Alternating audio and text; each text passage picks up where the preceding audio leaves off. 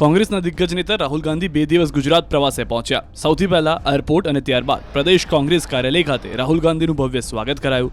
કોંગ્રેસના ટોચના નેતાઓથી લઈને કાર્યકરોમાં રાહુલ ગાંધીના પ્રવાસને લઈને જોશ જોવા મળી રહ્યો છે।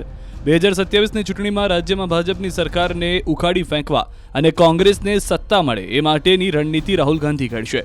2 દિવસ દરમિયાન રાહુલ ગાંધી પ્રદેશના વરિષ્ઠ નેતાઓ તથા કાર્યકરો સાથે સંવાદ કરશે।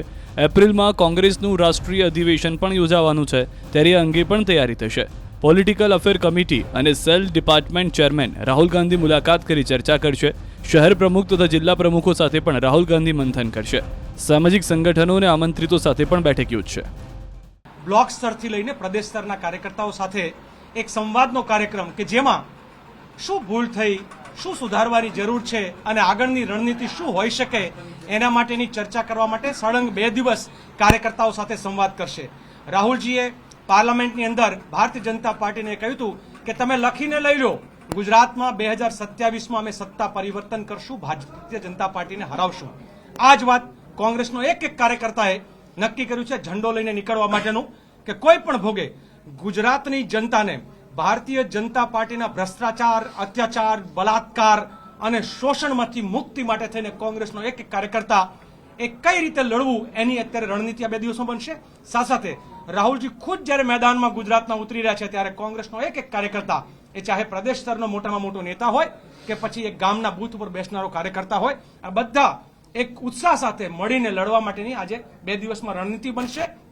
નજીકના ભવિષ્યમાં આપ સૌને જોવા મળશે કે કોંગ્રેસનો કાર્યકર્તા પદયાત્રાઓ દ્વારા જનતાની વચ્ચે, બૂથની વચ્ચે, લોકોની વચ્ચે જશે અને લોકોની સમસ્યાઓ જે છે એને ઉજાગર કરવાનું અને સરકારની સામે બાથ ભીડવાનું કામ કરશે। હું ધન્યવાદ કરીશ કોંગ્રેસ હાઈકમાન્ડ અને કોંગ્રેસ વર્કિંગ કમિટીનું કે વર્ષો પછી ગુજરાતને સૌભાગ્ય પ્રાપ્ત થયું છે।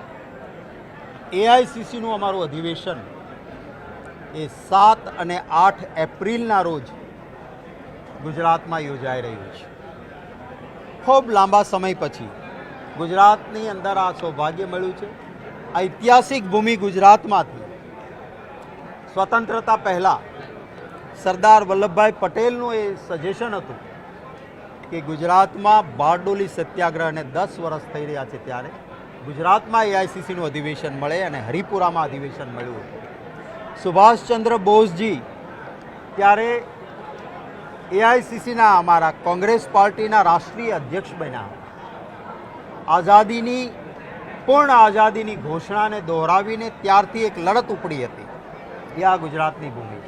એ પછી 1961માં ભાવનગરમાં અધિવેશન મળ્યું, ત્યાર પછી આ ત્રીજી વખત એઆઈસીસીનું અધિવેશન ગુજરાતમાં મળી રહ્યું છે, એનો આનંદ છે।